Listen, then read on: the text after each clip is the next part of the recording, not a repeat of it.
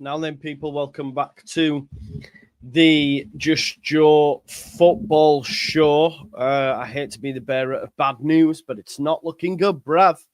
It's not looking good, as Castillo would say. Look, straight out of the gate, it sounds to me like Meslier will return. Meslier probably will return after a week off with the FA Cup. The way that it was talking him up, I would assume that he's going to return. Now, here's any error now from Ilyan Meslier moving forward is on the manager. I love the manager, you know this. But if you're willing to put him back in the firing line, if he makes another error, that's on you, Daniel. And I will not back that. You cannot. For me, he's costing us points. For me, all the stats have back up these points. All the stats back up these points. We can talk about, oh, we're top two, and Daniel can say we're top two and he got the most clean sheets, etc. The fact side doesn't face barely any shots, and when he does, he doesn't save them. If we had a half-competent goalkeeper in net, then we'd already have a gap. So he's costing us that. I don't know. Look, Matthew, but we'll go through his comments, but the line tells me that he will return to be the main goalkeeper.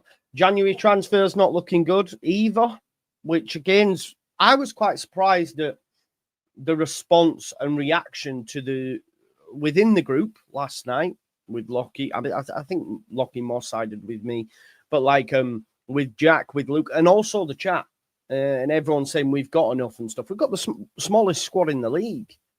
I still believe that Leeds United and the 49ers need to bring some more players in. If Pirro gets injured, we're screwed. Like Sheffield United, right?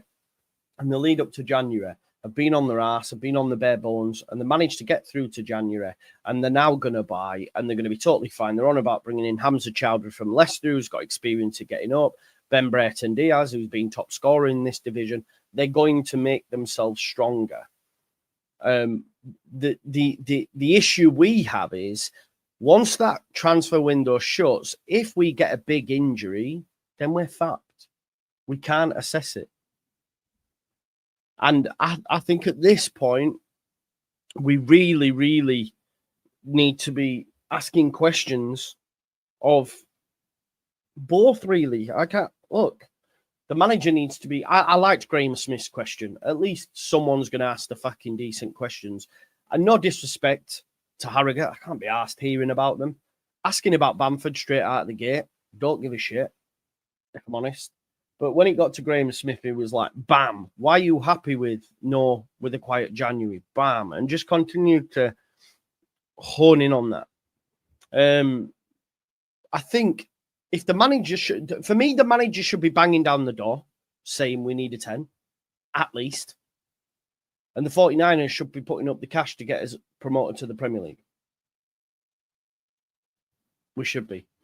If we have a look at previous, I mean, look at Ipswich. They had about 4 strikers all fully fit. Look at Leicester, Vardy, Daka, Iheanacho, and they're all better and of a sufficient quality. We have Pirro and Joseph, who I believe, and again, this is about opinions, isn't quite ready yet to lead the line. If Pirro got injured long term, I'd shit myself. Big time. I know some would prefer him to start. I can't get onto that, and I don't understand that. But everyone is entitled to their opinion. Yeah. Look, I agree with you, Jamie, and this is where I come back to that point that I always get shot down for. It almost feels like it's a continuation of the previous regime. And is it any wonder when you've got Angus Kinnear still in situ and stuff?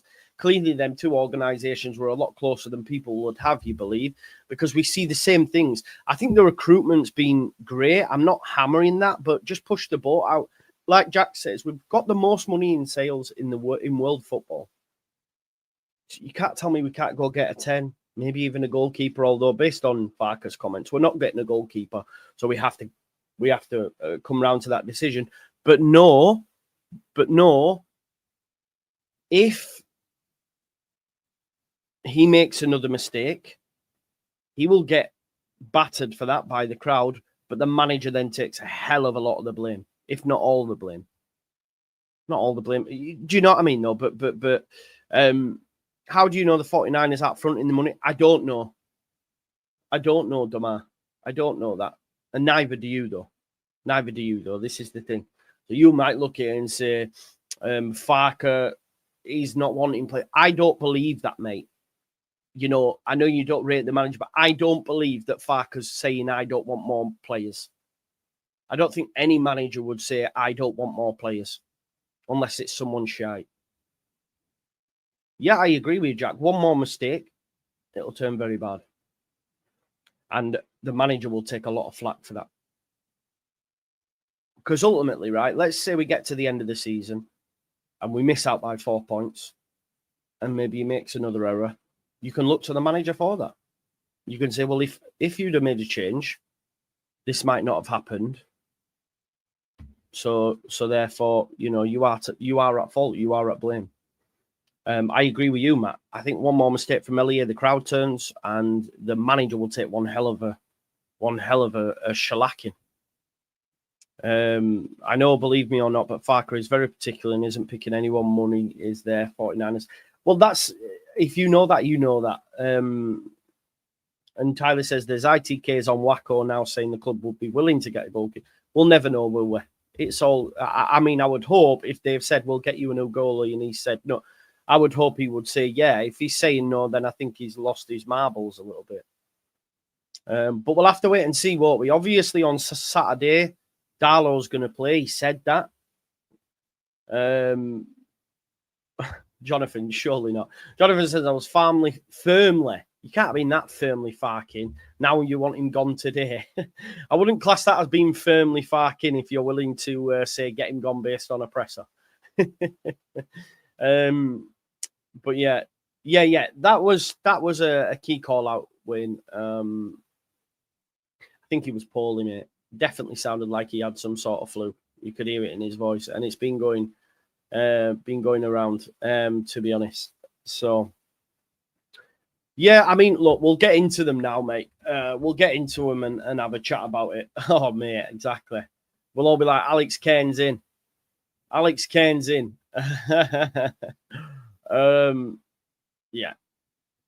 Yeah, we'll see. Look, I think at the end of the day, if Melier makes another howler now, mate, it's bad. It's bad. But listen, he was very scathing. What I will say for him, he did not pull no punches when it comes to Melier. And maybe he's trying a different approach, the hard approach. And hopefully for the manager's sake, it works out. If it doesn't, then that's his fault, right? Yeah, it's a difficult one, folks. We'll get into the comments. Obviously, straight off the bat, he was asked about Bamford. Again, he's injured. This is why we need another striker option. Not least because I don't think we can rely on Joseph yet. We also need someone to replace this guy because he's broken. He's absolutely broken. So he suffered a hamstring injury in the Blackburn game. He'll be out for 4 weeks. Fuck's sake. How many minutes did he play against Blackburn? It could be quicker or longer. Already 8 days ago, it means there is a small chance he's back in training by the end of January. To be honest, I'm of the opinion now, I don't give a shit. I don't give a shit if he trains for the rest of the season. I'm pissed off with him. He's injured all the time. And him being here, unfortunately, means we don't buy anyone. Means we don't buy anyone. 4 weeks out, that's end of Jan. I mean, if we keep... Listen, hear me now. If we keep hold of Joe Joffe Gelhardt because of his injury, I'll be fuming because it is just proper poor what they're doing to Joffe. Honestly. You know? It's mad. Yeah, I mean, listen, last season Bamford was a big part of how well we did. We can't get away from that fact. He played a hell of a lot of football, but ultimately, getting any phone call off my bro. Hang on. Sorry. I said I'll call him after. Yeah, so why is he ringing me for again?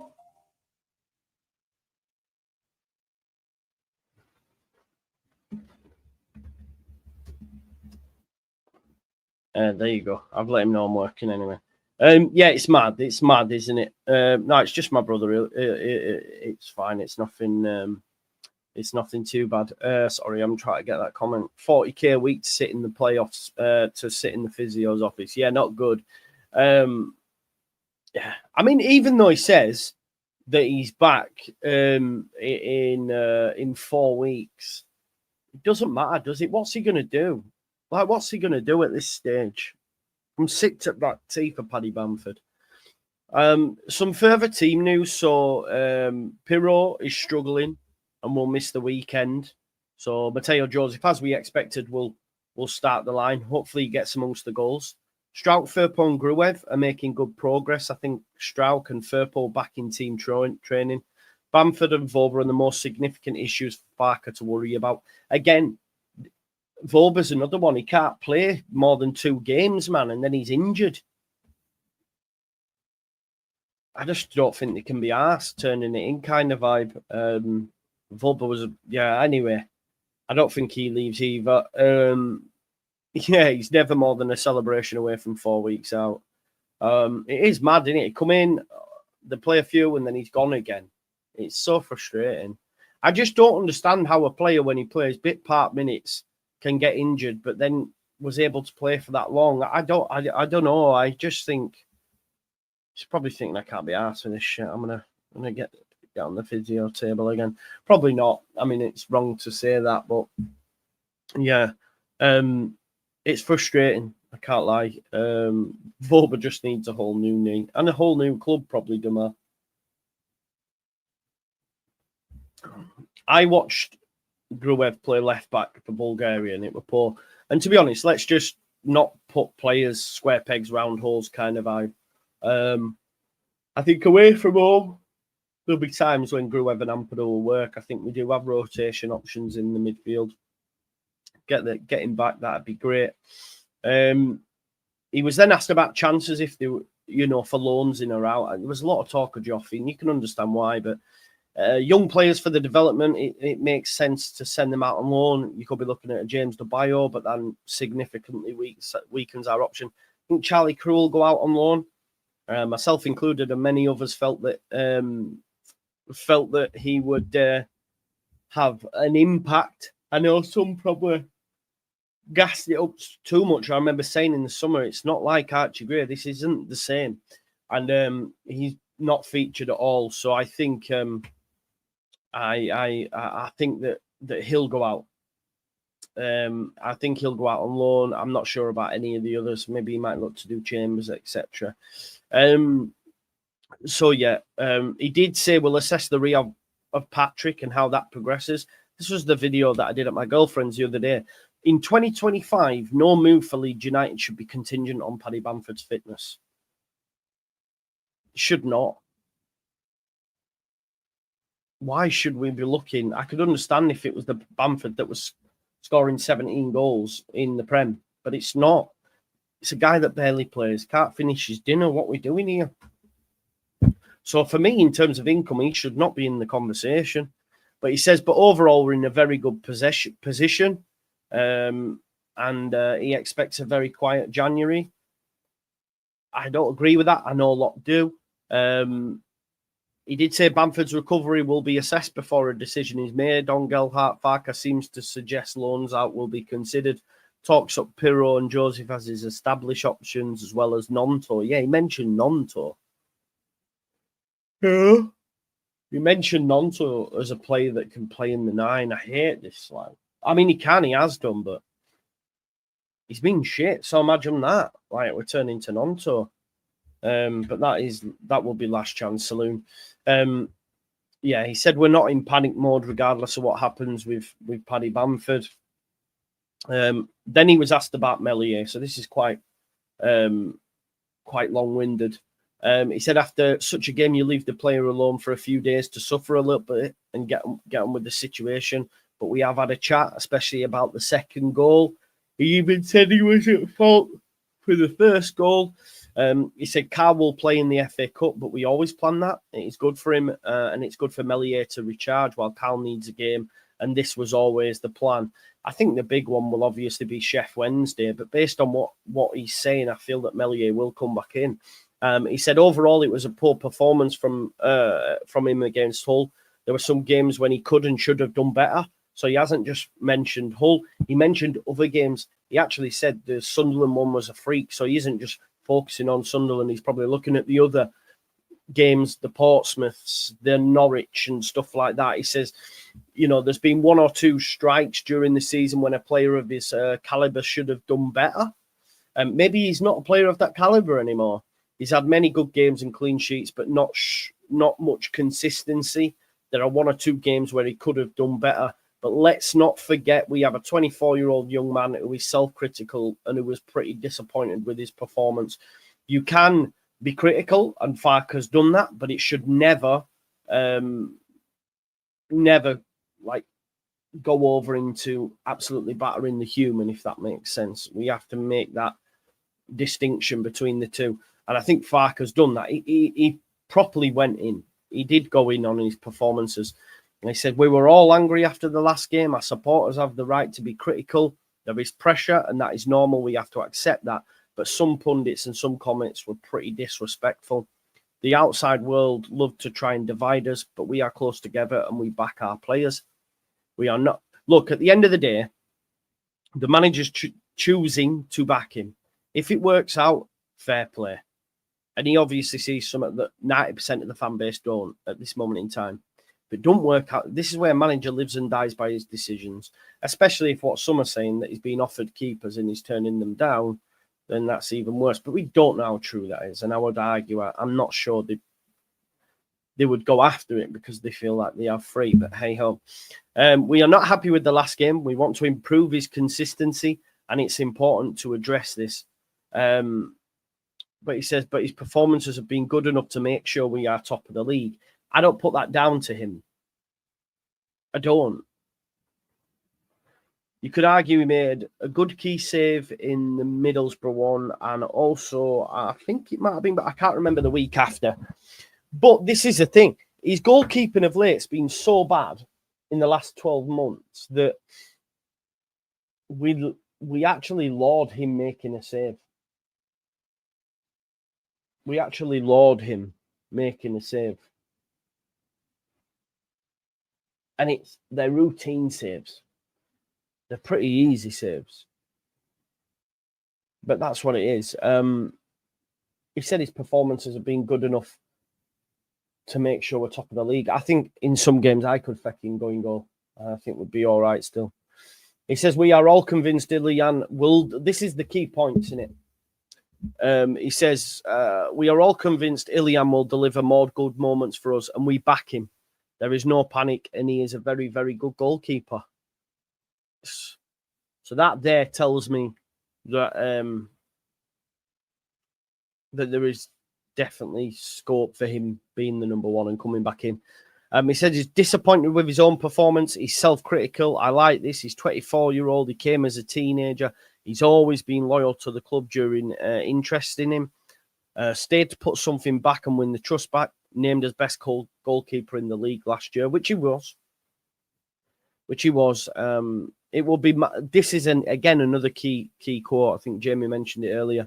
It will be madness to change or doubt our number one right now.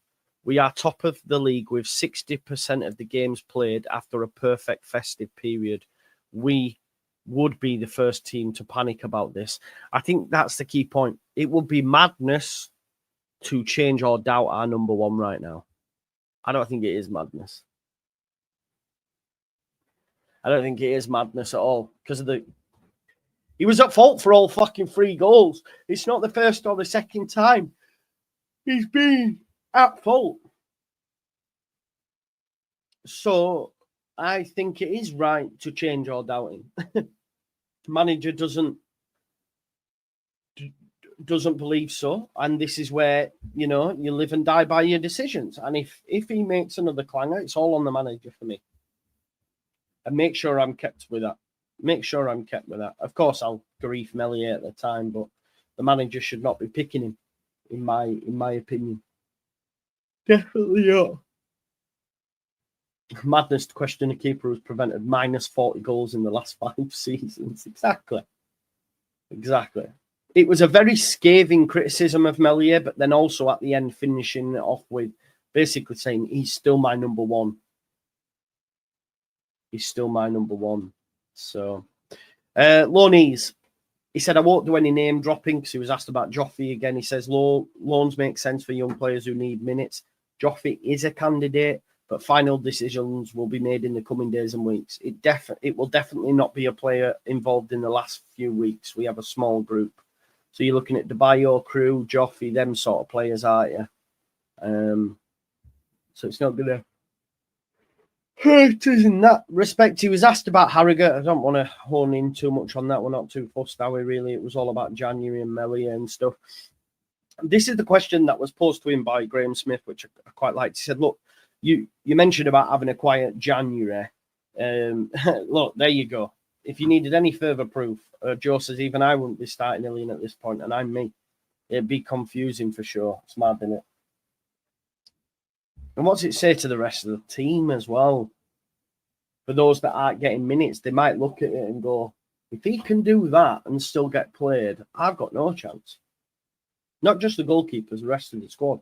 It's quite scathing towards Farke. I'm a big fan of his, you know this, and I think he's the right man for the job, but this is a really poor decision for me. So, anyway, so he was asked, why are you happy with the quiet January? This is what Graham asked him. Why are you happy with the quiet January? And he says, first of all, because several of the really long-term injured players are back. I think he's obviously Firpo's been back, Ampadu's back, Gruev looks like he's getting closer, this sort of stuff. I am going to have a power nap, don't worry about that. It's important we have Firpo back, Gruev back, Ampadu, thank God, back. I was a bit careful against re-injury in recent weeks, but Ethan seems to be close to being back to his best. Ilya and Junior look good in training. Competition and options are always good for a manager, but too many options and the group is too big. We have the smallest squad. I don't think we have a massive group. Midfield, okay, we don't need any. Wingers, okay, we don't need any. We need a 10. I would argue we need a striker because one of them's never fit anyway. Centre back, you just hope that Stroud can that get stay injury free, and if not, yeah, Ampadu can play there, but then you're losing him from midfield. So I don't think I agree with the group being too big. Because we've got the smallest squad in the division. Says too many players around who are not needed is not good for the spirit of the group, which I understand and I accept because Bielsa would say similar things. Pep doesn't notoriously have a big squad. But we have holes as well. It's not as if we have 2 for every position. Too many players around yet. Bad for the group. He says one of the secrets why we are the team who has won more points in the festive period. We found solutions. My experience is also the spirit within the group, the togetherness, the unity. It's more important than the quality when it comes to the crunch time. I'm not sure I agree with that. We can all be come by R, but if you haven't got the quality on the pitch, you haven't got the quality on the pitch. And I think in certain games we do lack a creative spark in the 10. To overdo things makes no sense. We have this is the key point, which I'm maybe incorrectly, maybe I'm being deluded, folks, but he says we have 1 or 2 positions we will stay awake. That's what he said. He said we'll have 1 or 2 positions where we'll stay awake. And I'm hoping one of them's the 10. I agree, Jamie. I don't disagree with you, mate. If there is a new injury in the next 2 weeks, that will change plans. So that tells me that the 1 or 2 positions isn't to do with the injuries, because he says we have 1 or 2 positions we'll stay awake in. If there is a new injury in the next 2 weeks, that will change the plans. But as it stands, we're having a quiet January. Now, 1 or 2 positions. Could it be right back, left back? Probably a right back, maybe a right back. I'm not sure. It could be a 10 and a 9. I'm not sure. But as it stands, it's a quiet January. So we'll have to wait and see. He did say we'll stay awake in 1 or 2 positions, though. The number 10 is massive. Is massive. Look, I can see everyone saying we need a number 1. We can see from the presser we're not getting one. We're not getting one. So all these links to keepers now that we keep seeing, it's all bullshit. It's agent talk. It's just people making shit up at this point. It has to be. I can't see how it happens now because the keeper's basically said what he said. The manager said it. You're not getting a new goalkeeper now. If you listen to everything Farke just said there, we're not getting another goalkeeper. So I know we don't want one, and myself included, but we're not getting one. So we'll have to wait and see. We have to get a 10 though. He wanted one in the summer. He kept saying, positions we've already spoken about, which for me would be again the 10. And no, we shouldn't. But Jamie would just be stressing ourselves out. That's where I'm looking at it. I'm not going to be speaking about a goalkeeper because the manager's basically said it's not happening. In a roundabout way, right? But yeah, staying awake in 1 or 2 positions. Maybe that's 9 and 10. Maybe that's 10 and a defender. One of them has to be the 10 though. Then he was asked about staying awake in January. What does that mean? Yeah, Helen, this is where we're at. This is what I'm quick to just like, come on. We're not going to get one now, so it's pointless. To be honest, I said we'd be okay anyway until the Hull game. And Jamie, you have to voice your concerns, mate. Voice your concerns. But for me, I'm not going to get myself stressed over it. I'm not going to. And at the end of the day, if the manager continues to pick him and he makes an error, we know who to blame. Melly at the time, but afterwards it'll be the manager. You had January, you didn't get one. You said you didn't need one. He's your new number 1. He's going to be the guy. That is on you for continuing to play him. But I'm not going to get myself stressed anymore moving forward until he makes another clanger. And then I'll say, well, you could have got one and you chose not to. So, on the position, so he mentioned 1 or 2. He said Farke on staying awake in January. The first thing we have to do is speak about which positions. He didn't give us them positions, but he says this is what we'll do. No, Damar, I will. I've just said to you, listen to my voice, listen to what I'm saying. Stop coming with your narrative. I get you don't, for whatever reason, you don't rate my opinion or whatever, and I don't know. But listen, I'm telling you, I've said factually, this isn't on them. It'll be on him for continuing to pick him. I know you don't rate Farke, but I don't go, I'm going to blame 49ers, so I don't have to. No, if the manager's at fault, he's at fault. If the 49ers are not giving him tools, then they are at fault. But based on what we know, the manager's basically said he's my number 1. He said that. So it's on him. So here's what it is. And to be honest, I get to the stage now where people are coming on and they're just hammering. If you don't like my opinion, go watch someone else. Honestly, I'm at that stage because it's at the stage where I'm trying to do content and people are like drawing my head elsewhere, and it's not good for those that want to hear what my thoughts are. So I am going to start blocking people. I can't lie to you because it's not good for my own mental health. It fucking stresses me out. And I'm not letting that happen this year. Not a chance. But some of the stuff that gets spouted to me from people who are perceived to be my friends pisses me off. People who message me for advice and stuff offer this platform, but then when they get in the chat, they're different people. It blows my mind. I don't know if it's to be cool in the chat or whatever, but if it continues, I'm going to say now, from this moment forward, I'm going to block people. Yeah, that's what's going to happen. No, you can have a different opinion. It's when it's getting aimed at me.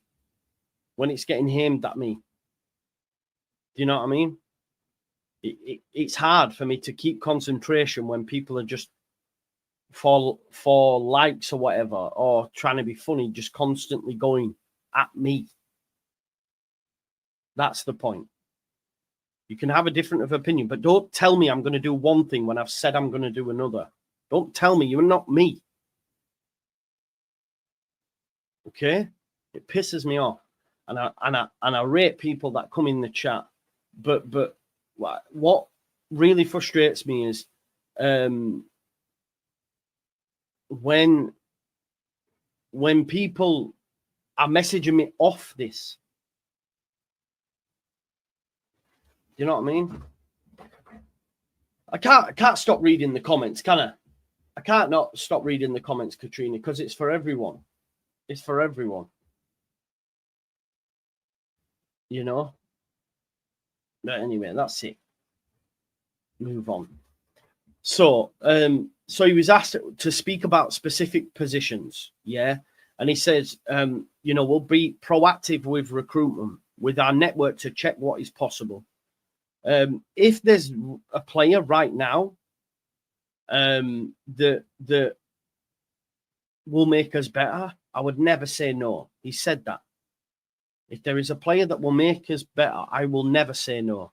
It's often a difficult situation, often overpriced, or the secondary is coming from long-term injury or is not within the rhythm. These are the sort of options that you might get. Obviously, then said if you offer me Jude Bellingham, Virgil van Dijk, of course I'd take it. But it's the player who's been out for 3 months, that you end up getting, and you have to be a bit more careful to the players you get in January than you do in the summer. But of course, you might have a few positions where you're weaker due to injury or quality. Then it's good to stay awake, speak to our people, and spend some money. Again, it's also difficult to improve our squad because we have a pretty good group. We have top players, top characters. Who's affordable? Is it difficult? If there is out of confidence or special situation, and of course, if there's a bargain, then we'll stay awake. So again, that was just more so chatting with the recruitment team. What do they do? He mentioned one or two. What them positions are, we'll have to wait and see. Then he was asked from Baron Cross about the ownership potentially offering him players, which some people have made the case for, to say, what are they offering you players and you're turning them down, which is what was said. And he said, look, they trust me. This is what he said. They trust me and they know who they signed as a manager. I take the decision, but I think it's also important to be open, to communicate. Nowadays, it's not a one-man show like it was, 20, 30 years ago. Otherwise, I wouldn't be in my job if I didn't trust specialists in certain areas. I don't want to reign like a king, and I always explain my decisions. I'm talking to our key people, not a round table every day, but I decide. It's his final decision. The goalkeeper, at the end of the day, the manager lives and dies by his decisions, and the manager picking the goalkeeper is one of them. That's why he will be to blame. Not the 49ers, he will be to blame. Of course, he has to listen and hear their opinions, speak about what we can improve in general, around the training ground, the stadium, whatever. We have a pretty trustful connection. In my communication with Parag and Angus, they're fully convinced we're on the same page. We're one group. If we're successful, we are successful together. So again, the people that are saying, 49ers are doing this or whatever, he's painting a different picture. He says, I'm just a little piece in the whole project of Leeds United. I'm talking, explaining, asking questions. In January, perhaps a bit more focused on players, but we always talk with each other. I actually think a lot of the stripping back,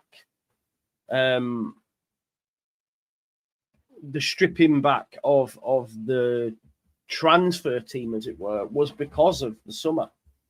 And I actually think, Farke would have had a hand in that. And I think they've backed him by maybe removing some of them extra bits. So we have to hope that it works in January. Whether we do or not, I'm not sure. We'll have to wait and see. But listen, thanks always for watching the Just Joe Football Show. The key takeaways are we're not getting a goalkeeper. Meslier is still number one, expecting to play against Sheffield Wednesday. That is on the manager. I think it's a crazy decision. Transfers, maybe looking at one or two. Seems any exit is contingent on Paddy Bamford's injury when it comes to Joffrey. We might see some of the youngsters leave, Charlie Crew, Dabayo, etc. But it does look like it's going to be a quiet one. All the stuff, because as a fan, you go, maybe they're just pulling our chain. And you go, maybe, well, they're not going to tell everyone they've got loads of money to spend. I'm not sure. You mentioned one or two positions. I'd like a 10. If you get me a 10, I'll be happy. I will. Because, okay, ideally, I'd like us to get round pegs in round holes. But if it means we're going to have to move him over there for a few weeks while he gets fit, fair enough. But get a 10, please. Yeah, and don't be a dick in the chat.